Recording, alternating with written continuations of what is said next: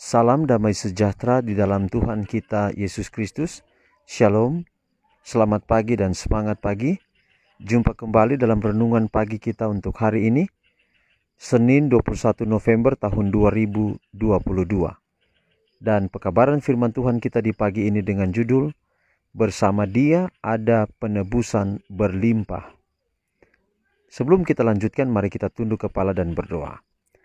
Bapa di surga, terima kasih atas semua kebaikan-Mu dalam hidup kami, telah pelihara kami hingga di pagi hari ini. Kami akan mendengarkan pekabaran firman Tuhan, biarlah firman-Mu boleh menjadi berkat dalam kehidupan kami, menuntun kami untuk tetap setia kepadamu. Inilah doa kami ya Bapa, terpujilah nama Tuhan, dalam nama Yesus kami telah berdoa, amin. Sekali lagi renungan pagi kita pagi ini dengan judul, Bersama Dia ada penebusan berlimpah. Dan ayat firman Tuhan Mazmur 130 ayat 7, Berharaplah kepada Tuhan, hai Israel, sebab pada Tuhan ada kasih setia, dan Ia banyak kali mengadakan pembebasan. Sekali lagi, Mazmur 130 ayat 7, Berharaplah kepada Tuhan, hai Israel, sebab pada Tuhan ada kasih setia, dan Ia banyak kali mengadakan pembebasan. Sampai kepada saat pemberontakan manusia melawan pemerintahan Allah, selalu ada hubungan yang bebas antara Allah dengan manusia. Tetapi dosa Adam dan Hawa memisahkan dunia dari surga, sehingga manusia tidak dapat berhubungan dengan Khaliknya. Namun demikian, dunia ini tidak dibiarkan begitu saja dalam keadaan tidak berpengharapan. Kalau saja Dia tidak menjembatani dengan jasa-jasanya akan jurang yang telah diakibatkan oleh dosa, maka malaikat-malaikat yang melayani itu tidak akan dapat berhubungan dengan manusia yang sudah jatuh ke dalam dosa. Kristus menghubungkan manusia di dalam kelemahan dan keadaannya yang tidak berdaya itu dengan sumber kuasa yang tidak terbatas. Pada zaman bapa-bapa, persembahan-persembahan korban dikaitkan dengan perbaktian ilahi yang melembagakan suatu peringatan yang tetap tentang kedatangan juru selamat, dan dengan demikian hal itu bersama-sama dengan seluruh upacara pelayanan bait suci sepanjang sejarah Israel.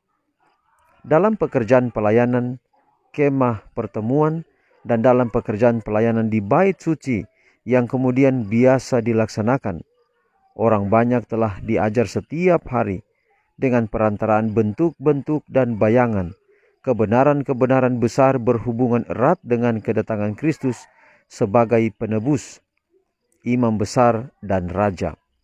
Serta sekali setiap tahun pikiran mereka diarahkan jauh ke depan kepada kesudahan peristiwa-peristiwa dalam peperangan besar antara Kristus dan setan, penyucian terakhir semesta alam yang terakhir dari dosa dan orang-orang berdosa.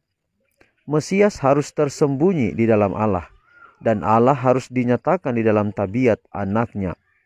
Tanpa pengetahuan akan Allah, manusia akan hilang selama-lamanya. Tanpa pertolongan ilahi, manusia akan tenggelam semakin lama, semakin dalam.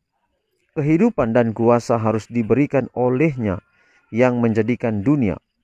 Kebutuhan manusia tidak dapat dicapai dengan jalan yang lain. Jadi saudara, bersama Dia ada penebusan berlimpah. Yesus adalah anak domba Allah yang telah tersembelih, dan penyembelihan korban, penyembelihan domba itu pertama kali terjadi ketika manusia jatuh ke dalam dosa. Di sana seekor binatang disembelih. Tidak disebutkan di kitab Kejadian itu binatang apa yang disembelih, tetapi kitab Wahyu mengatakan bahwa yang disembelih adalah anak domba Allah. Jadi domba yang disembelih di kitab Kejadian itu melambangkan Yesus itu sendiri. Benar kata Allah ketika melarang manusia memakan buah pengetahuan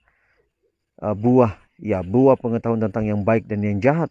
Allah berkata, pada hari engkau memakannya pastilah engkau mati. Pada saat itu Adam dan Hawa tidak langsung mati. Yang mati apa? Yang mati adalah binatang, dan yang mati itu adalah domba. Domba itu adalah Yesus itu sendiri.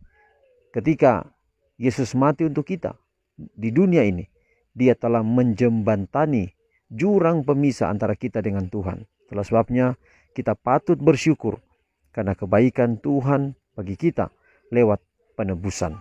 Kiranya pekabaran pagi ini akan menjadi berkat dalam kehidupan kita sekalian. Mari kita akhiri dalam doa. Mari berdoa. Bapa di surga, terima kasih atas kebenaran firman-Mu yang begitu indah. Di pagi ini kami pelajari. Kiranya dapat menguatkan kami, menuntun kami, mengasihi Yesus lebih dari segala-galanya. Karena perbuatan ajaib Tuhan Allah melalui anaknya Yesus Kristus yang sudah menyelamatkan kami, membawa kami dari jurang kebinasaan kepada surga yang kekal yang Engkau janjikan untuk kami. Kiranya pekabaran ini menolong kami, menggugah hati kami untuk tetap mencintai-Mu, ya Allah. Berkati kami sepanjang hari ini dalam setiap tugas dan tanggung jawab kami. Semua pendengar renungan pagi di mana saja berada, biarlah berkat-berkat Allah menjadi bagian mereka semua. Inilah doa kami. Terima kasih Bapa, terpujilah nama Tuhan. Dalam nama Yesus kami telah berdoa. Amin. Saudaraku yang kekasih, demikianlah pekabaran kita untuk hari ini. Tuhan memberkati kita semua. Sampai jumpa besok. Shalom.